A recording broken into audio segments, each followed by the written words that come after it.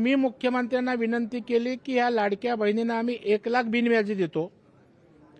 आपण या 4 महामंडळांना मुंबई बँकेशी MOU करायला लावा आणि मुख्यमंत्र्यांनी तात्काळ बैठक लावली. या 4ही महामंडळांना मुंबई बँकेला व्याजाचा परतावा या लाडक्या बहिणींसाठी द्यावा, इतरही योजना ज्या आहेत त्यांच्यासाठी परतावा द्यावा, अशा प्रकारचा निर्णय केला.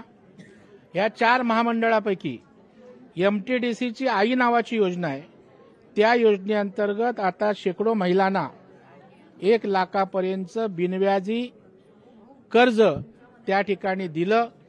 कारण शेवटी महिलांना सस्टेन होताना या मार्केटमध्ये टिकताना व्याज परवडत नाही आणि अशा वेळेला बिनव्याजी जर पैसे त्यांना मिळाले तर त्यांच्या उद्योग व्यवसायात फार मोठा हातभार लागणार आहे.